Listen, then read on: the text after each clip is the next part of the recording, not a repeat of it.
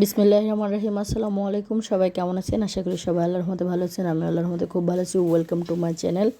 আজকে আমি গ্রামের বাড়িতে সন্দ্বীপে আসছি। আমি আপনাদের জন্য একটা চিকেন ফ্রাই করে দেখাবো। বাড়িতে সবার জন্য করতেছি। প্রথমে চিকেনের মধ্যে পেঁয়াজ, রসুন, আদা এবং টমেটো পেস্ট দিয়ে দিলাম। এখন আমরা এক এক করে দিয়ে দিব বাকি মশলাগুলো। লেবুর রস দিয়ে দিলাম। আজকের এই চিকেন ফ্রাইটা হবে লাকড়ির চুলাতে। 2 টুকরা লেবু রস দিয়ে দিলাম। তারপর আমরা এক এক করে গুঁড়া মশলাগুলো দিয়ে দিব। হলুদের গুঁড়া,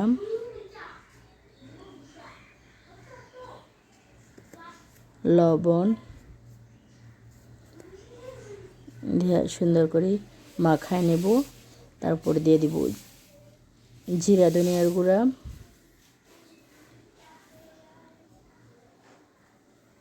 তারপরে দিয়ে দিব মরিচের গুঁড়া, তারপর গরম মশলার গুঁড়া। সবগুলো দিয়ে আবার মাখায় নিলাম। এভাবে ম্যারিনেট করে আমি রেখে দিব 2-3 ঘন্টার জন্য ফ্রিজে রেখে দিব। সন্ধ্যার নাস্তার জন্য করলে দুপুরে রেডি করে রেখে দিলে হয়ে যায়। এভাবে রেডি করে রেখে দিবেন। একটু ভালো করে চিকেনের ভিতরে ঢোকার মতো করে দেবেন। দেখেন লাকড়ির চুলা, আমাদের চুলাটার মধ্যে একটা তাওয়ার মতো বসাই দিছি। তারপর আমরা এক এক করে চিকেনগুলো দিয়ে দিব।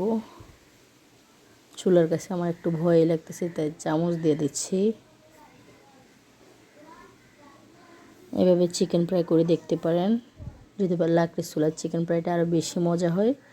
এখন আমি এভাবে দিয়ে রেখে গেছি। আমার শাশুড়ি হওয়ার পরে নামানিয়েছি, ভিডিও ক্লিপ নিতে পারি নাই। দেখেন আমাদের চিকেন ফ্রাইগুলো রেডি হয়ে গেছে। পরোটা দিয়ে খাবো। এভাবে চিকেন ফ্রাই করে দেখতে পারেন। যদি ভালো লাগে অবশ্যই আমাদের চ্যানেলটা সাবস্ক্রাইব করবেন, লাইক কমেন্ট শেয়ার করবেন। সবাই ভালো থাকবেন। পরবর্তী ভিডিওর জন্য অপেক্ষায় থাকবেন। চিকেন ফ্রাইগুলোর কালার খুবই সুন্দর হয়েছে। আপনারা লাইক কমেন্ট করতে করতে আমরা খেয়ে নিচ্ছি। সবাই ভালো থাকবেন। আসসালামু আলাইকুম।